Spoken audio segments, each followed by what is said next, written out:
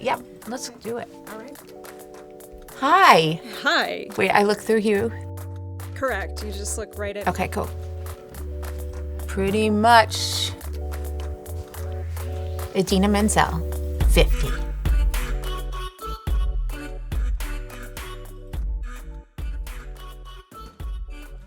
So, Idina, you're launching an apparel line.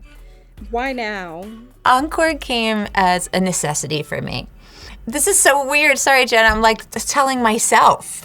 Encore came as a necessity for me because I have a lot of anxiety that surrounds getting dressed in the morning. And I know that sounds weird because some people might think since I'm in the business, in the entertainment business, you know, that I have all this help. And sometimes for red carpet things and interviews, I do. I have stylists that tell me what to wear, or I have incredible glam teams that spend 2.5 hours getting me together. But on any given day, I'm just like, you know, doing what everybody else is doing, trying to balance family and work and everything in between. And I go in my closet and I get really overwhelmed by choices. And I've never had that DNA, you know, that like, where I just felt comfortable making fashion choices. Even when I was a little girl or a teenager, it used to take me hours to figure out what I wanted to wear.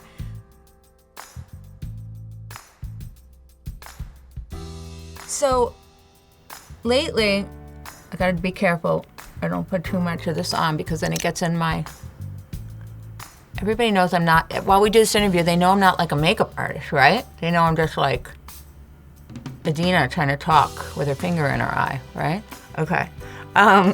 So the pinnacle moment for me was I take my kids to school. My son Walker, he's 12 now. I was tired of this chaotic feeling of rushing out of bed in the morning to get my kid to school on time, get his lunchbox made with somewhat healthy food, get him out the door without like dreads in the back of my hair. And then I stand next to, there's always this one perfect looking mom who's there, who's 7:45 a.m. and she looks gorgeous and she's looks so fashionable and styled and her hair's good, her makeup's good, and she remembers everything. And I'm standing there, and I look like a crazy person.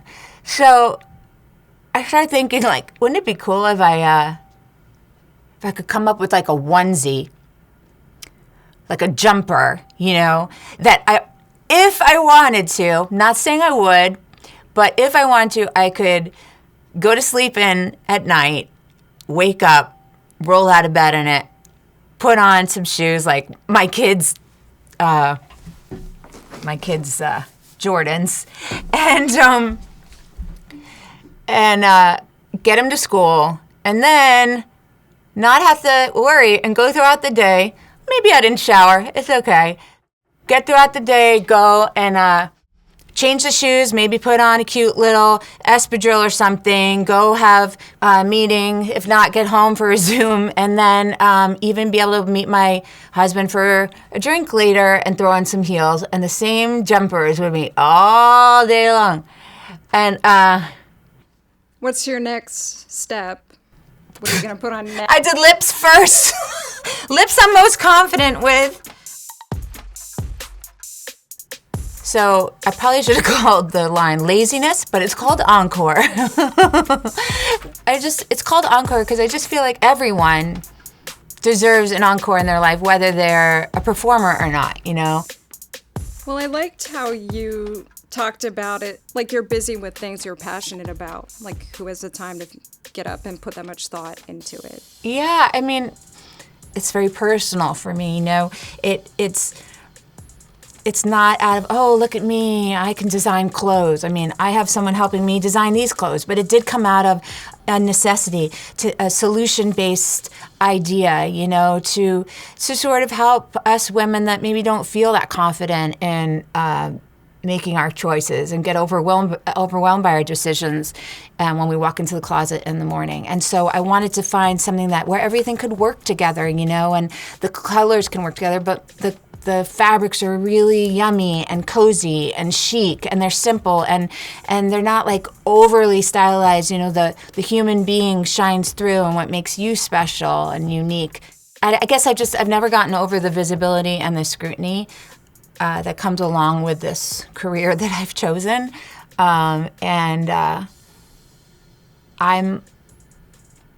If I'm being honest, I have lots of insecurities, and so when I come to this project and when I thought about this, I come as a person that's not an expert, but someone that's trying to figure it out with everybody else. And I feel like all the women I know are navigating so many roles, just like me. You know, I might be like putting on costumes all the time and crazy makeup, but all the women I know are super women. They're balancing and playing so many roles, whether it's professional roles or their moms or their friends or their wives or whatever it is. And I just think that, you know, whether you're on stage in a theater or the stage of life, you know, you deserve an encore. I love that.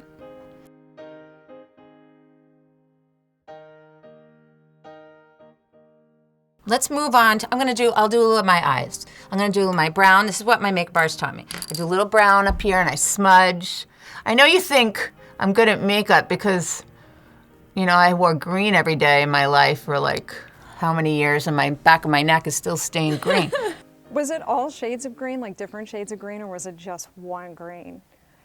It was one shade of green, which was a MAC pancake green. And then the key was the purple contour. So purple was your contour color, eyeshadow, cheeks, and then like an olive glow. And that's what just made her beautiful. I would like to learn how to shadow my nose a little bit and do that stuff, but I don't really know how to shadow. One thing someone taught me was like, if you could shadow this as you get older a little bit. Yeah. Right? And then that kind of minimizes what's starting to happen here, which I'm not very happy with. Same. I'm starting to get a little jowly. Why don't I just tell the whole world all of my deepest insecurities?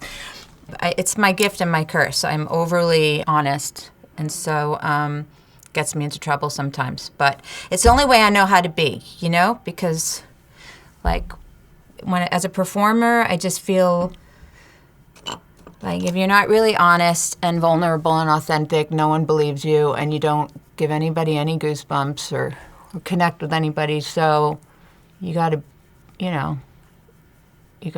be willing to do that and jump off the cliff, which is what I'm doing with this line. I want people to know that it's coming from my heart. It's the thing that I just wanted to do. I woke up one day feeling like, oh, the jumpsuit, and then my friends in the business said, no, but then you can elaborate on that idea. So we started to make other things that layer and that work together, and then you got like, you know, you have foundation pieces that kind of you can build like staple pieces you always have in your closet, and then maybe there'll be a signature piece with each little season, but that the colors can work together, so you take decision making out of the process, all that kind of stuff. You've been a creative your whole life, but designing seems like a different muscle. That's one thing I'm really proud about, and I've been educating myself on, is learning how to source really beautiful knits and fabrics that aren't too expensive. We got French terries, brush knit, brush fleece. I mean, I'm learning all this along with everyone else out there. But what's the fabric on the yellow shirt out there? Like it's that's the gauzy one. So the gauzy ones are like the pants. Oh, I love that. Yeah. It's so comfortable. Yeah, it's comfortable and it doesn't grip so much. I don't need to be gripped after I eat a big lunch, you know what I mean? Yeah. But it's flattering, so that's really important to me, that you can wash it, hang it up, it looks good, and you know, you can just wear it throughout the day and just change your shoe. The sweaters from your line that you're wearing? This is from the line, yeah. I wanted to have some kind of sweater that you could throw on with a great beachy skirt, and and that still feels cozy.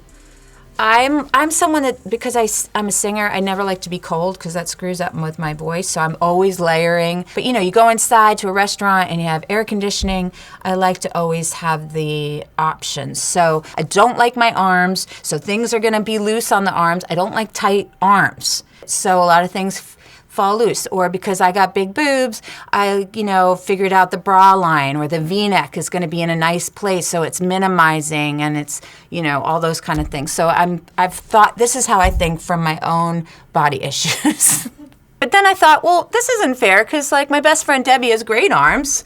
So there's some tank stuff and things that, like, the friends that I'm jealous of that have great triceps or different attributes, they can wear it.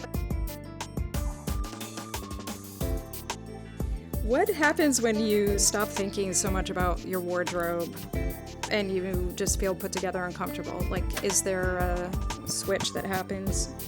Yeah. Like for me, if I feel comfortable in what I'm wearing, I'm gonna have my best day as a singer or an actress or a mom.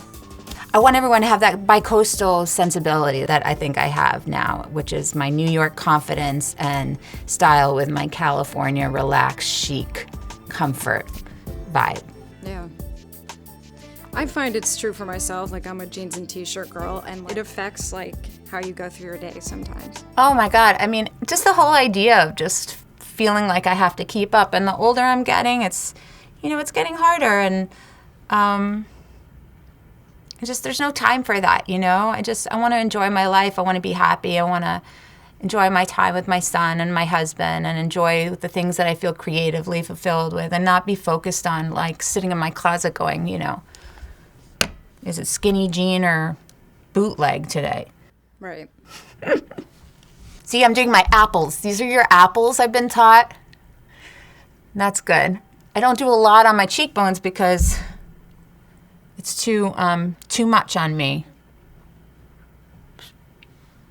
Have you learned any great tips in the makeup chair over the years?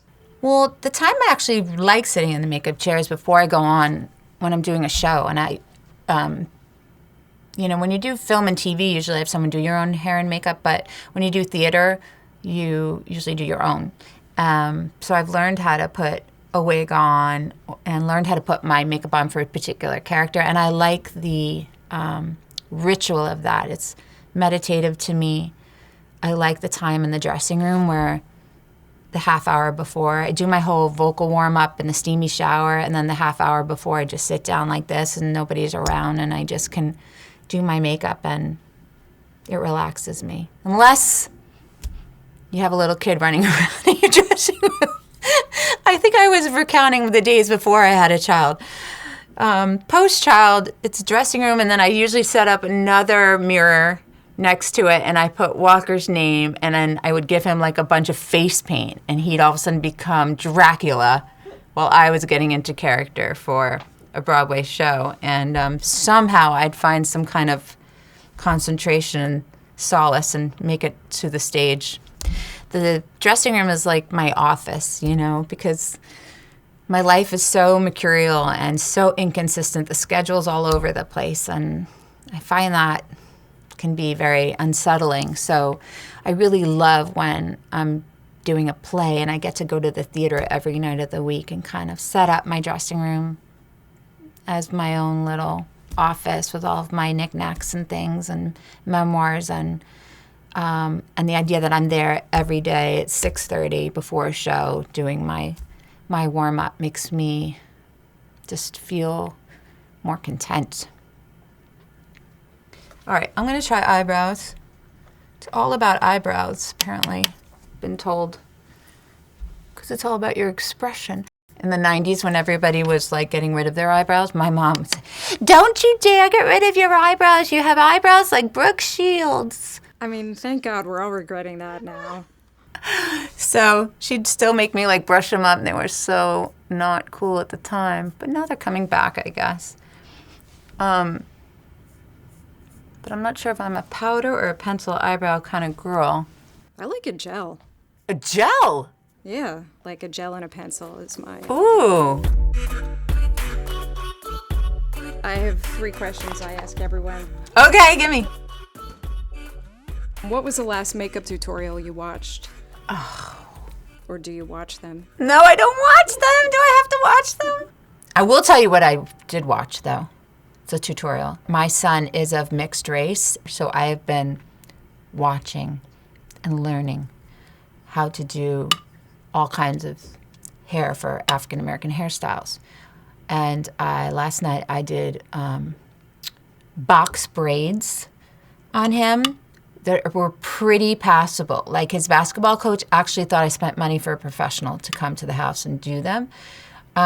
What did he think? He liked them. He said he was proud of me, and he wore them to school, which, by the way, if he didn't like them, he would have taken them out and told me I was horrible at it. So I learned how to do box braids, which you have to part and make really cool boxes and like a grid on his head, which is not easy.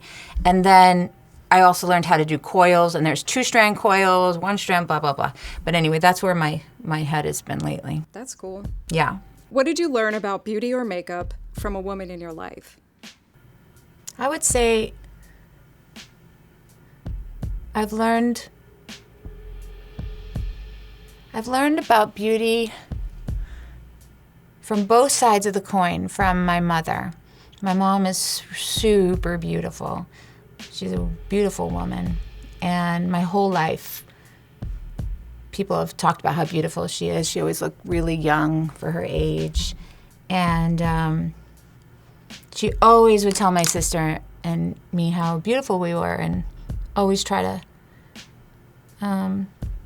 instill confidence in us. And so she was super supportive and the greatest mom in that way. The flip side to it is that she would often knock herself down when she looked in the mirror. So no matter how much she told us, "You're so talented, Idina, and you're beautiful," and to, love yourself, that if she wasn't practicing that and we could pick up on her insecurities about that, then we also absorb that, And so it's really hard to practice what you preach, but I think parenting brings all of that full circle, and now you realize that your kids are always watching you, and you have to take a good look at yourself and keep doing the work, Where's my mascara? Oh, okay. It's about getting up from this part. This is what I learned to actually getting it from the what do you call this? Close to your lash line is the most important. Making this feel thick as I show you all the boogers in my nose. So much of this show is about changing it up as we age. Is there something you've always done and will always do as part of your routine? I like to steam a lot. So, I can say I use this product and that product and all that, but honestly, the common denominator, the main thing through the years has been, because I sit in the shower a lot and vocalize when I get ready for a performance, I'm always steaming. And I think that helps my skin. So that's something I continue to do. And with travel all the time and being on planes, it's important to steam and then to hydrate, to have a really good moisturizer. Oops. What's a regrettable hair or makeup look that you once rocked? Oh. Okay, so I grew up in Long Island, and Long Island in the 80s was all about, it was all about how high your bangs could be with the stiffest hairspray. Yes. And I think I wore that style way too long, because then I went to cool New York University where everyone was so cool for school, and I was still doing the bangs a little bit high until I became friends with a couple of my girlfriends who were more fashionable than me, and I started to realize, oh, that's not cool to wear your hair from one part here all the way over to the side. But that's just growing up in Long Island in the 80s. That was the style. Do you have any more steps in your makeup to do? No, I feel good. Great. All right, so we'll cut.